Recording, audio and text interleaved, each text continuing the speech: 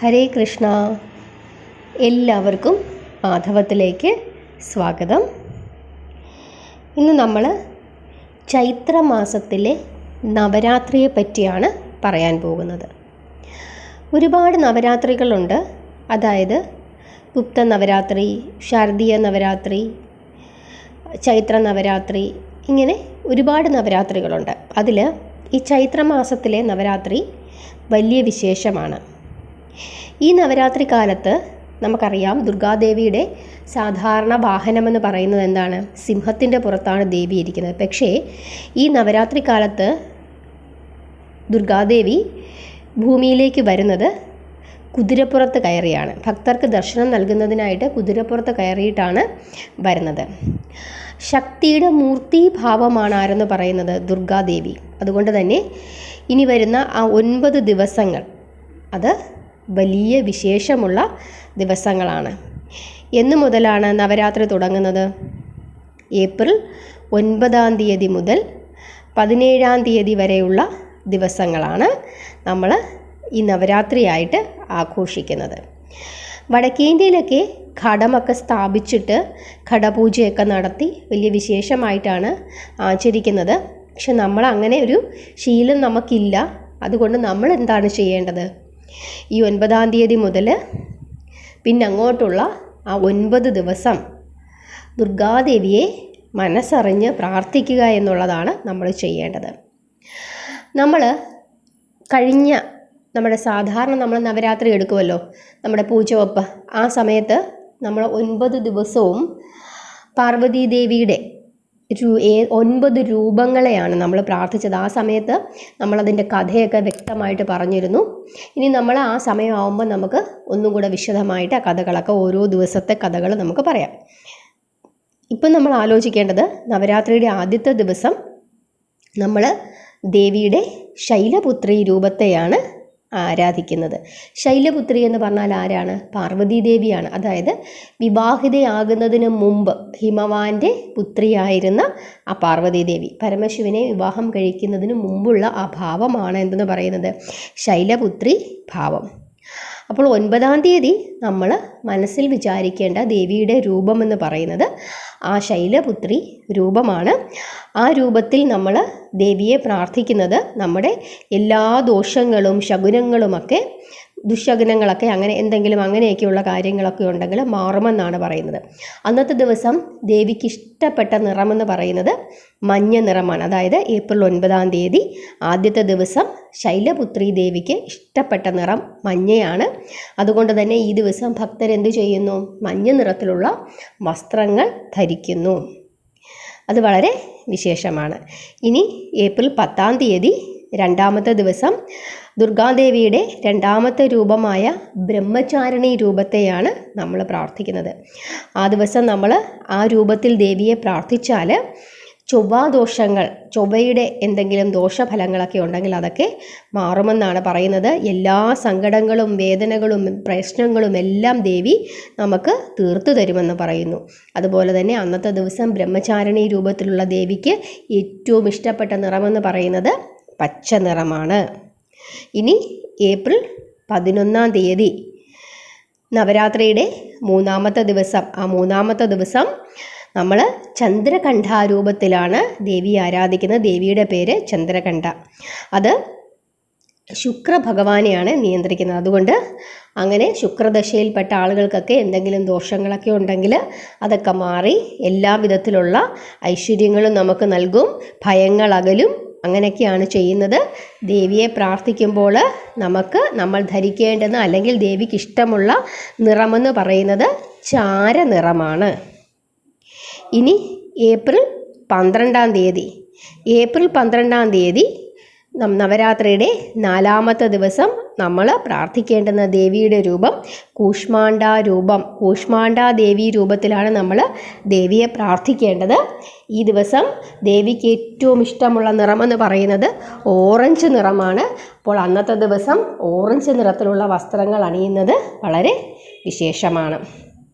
അതായത് 4-ാമത്തെ ദിവസം ഏപ്രിൽ 13 പഞ്ചമി തിഥിയാണ്. അതായത് നവരാത്രിയുടെ 5-ാമത്തെ ദിവസം ബുധഗ്രഹത്തെ നിയന്ത്രിക്കുന്ന സ്കന്ദമാതാ രൂപത്തിലാണ് നമ്മൾ ദേവിയെ ആരാധിക്കേണ്ടത്. ദേവിക്ക് ഏറ്റവും ഇഷ്ടമുള്ള നിറമെന്ന് പറയുന്നത് വെള്ള നിറമാണ്. അതുകൊണ്ട് അന്നത്തെ ദിവസം വെള്ള നിറത്തിലുള്ള വസ്ത്രങ്ങൾ ധരിക്കുന്നത് വളരെ വിശേഷമാണ്. അതുപോലെ തന്നെ ഏപ്രിൽ 14-ാം തീയതി ശ്രദ്ധിച്ചു കൊള്ളുക, അന്നത്തെ ദിവസം ഏത് ദിവസമാണ്? ഷഷ്ടിയാണ്.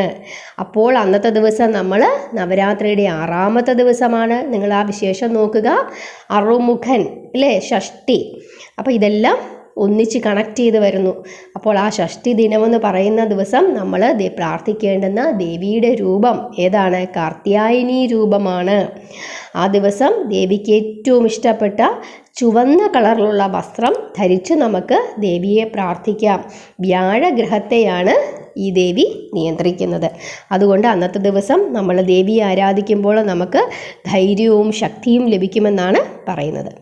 അതുപോലെ തന്നെ ഏപ്രിൽ 15-ാം തീയതി ചൈത്ര നവരാത്രിയുടെ 7-ാമത്തെ ദിവസം. ഈ ദിവസം ശനിഗ്രഹത്തെ നിയന്ത്രിക്കുന്ന ദേവി കാളരാത്രി. അപ്പോൾ കാളരാത്രിയെ ആരാധിച്ചാൽ ഭക്തർക്ക് വലിയ ധൈര്യമാണ് ലഭിക്കുന്നത്. അതുകൊണ്ട് ആ ദിവസം ദേവിക്ക് ഏറ്റവും ഇഷ്ടപ്പെട്ട റോയൽ ബ്ലൂ കളർ നമുക്കറിയാമല്ലോ, നല്ല ഒരു നീല, ആ കളറ് ഉള്ള വസ്ത്രങ്ങളാണ് നമ്മൾ ധരിക്കേണ്ടത്. ഇനി അഷ്ടമി ദിവസം, അതായത് ഏപ്രിൽ 16-ാം തീയതി 8-ാമത്തെ ദിവസം. ഈ തിഥിയിൽ, അഷ്ടമി തിഥിയിൽ നമ്മൾ പ്രാർത്ഥിക്കേണ്ടുന്ന ദേവിയുടെ രൂപം മഹാഗൗരി. മഹാഗൗരിക്ക് ഏറ്റവും ഇഷ്ടപ്പെട്ട നിറമെന്ന് പറയുന്നത് പിങ്ക് നിറമാണ്. ശുഭകരമായ ദേവിയാണ്, ശുഭകാര്യങ്ങൾ സംഭവിക്കും. രാഹുഗ്രഹത്തെയാണ് നിയന്ത്രിക്കുന്നത്. ഭക്തരുടെ ജീവിതത്തിൽ നിന്നും എല്ലാ നെഗറ്റീവ് ശക്തികളെയും നീക്കം ചെയ്യാനുള്ള ശക്തി മഹാഗൗരി രൂപത്തിൽ ഉള്ള ദേവിക്കുണ്ട്. അതുകൊണ്ട് തന്നെ അന്നത്തെ ദിവസം പിങ്ക് നിറത്തിലുള്ള വസ്ത്രങ്ങൾ ധരിച്ച് ദേവിയെ പ്രാർത്ഥിക്കുന്നത് വളരെ ഗുണം ചെയ്യും. ഇനി ഏപ്രിൽ 17-ാം തീയതി ചൈത്ര നവരാത്രിയുടെ 9ാം ദിവസം. അന്ന് നമ്മൾ രാഹുഗ്രഹത്തെ നിയന്ത്രിക്കുന്ന മാതാ സിദ്ധിദാത്രി രൂപത്തിൽ നമ്മൾ ദേവിയെ പ്രാർത്ഥിക്കുക.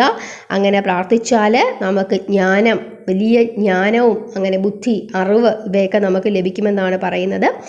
പർപ്പിൾ കളറുള്ള വസ്ത്രങ്ങൾ ധരിച്ച് ദേവിയെ പ്രാർത്ഥിച്ചാൽ വലിയ വലിയ ഫലങ്ങൾ ഉണ്ടാകുമെന്ന് പറയുന്നു.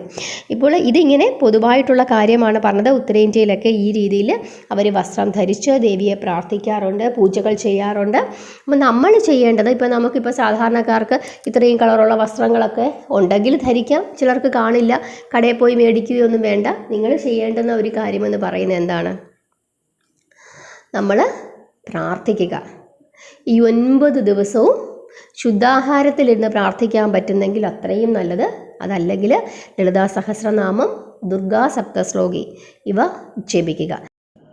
ദുർഗാ സപ്തശ്ലോകിയുടെ പ്രാധാന്യം എന്താണ്?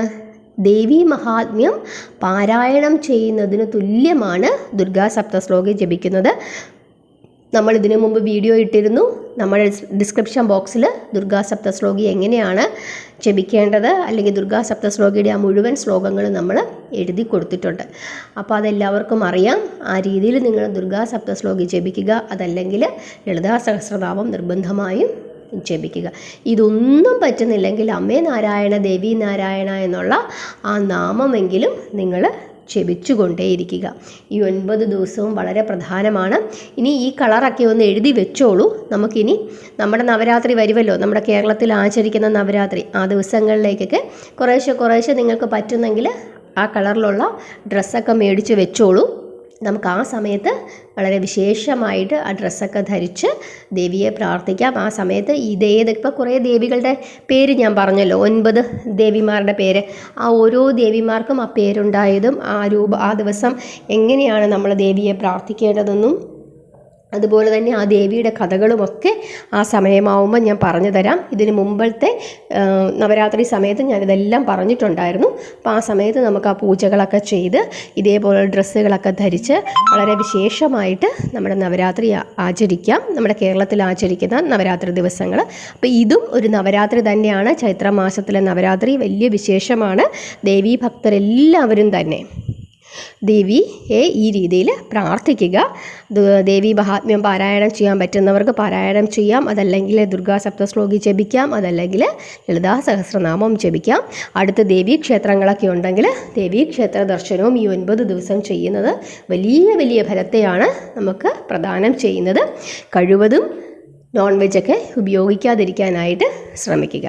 ഇതൊക്കെയാണ് ചെയ്യേണ്ടത്. എല്ലാവരെയും ഭഗവാൻ അനുഗ്രഹിക്കട്ടെ. ദേവി മഹാമായയുടെ അനുഗ്രഹം എല്ലാവർക്കും ഉണ്ടാകട്ടെ. ഹരേ കൃഷ്ണ.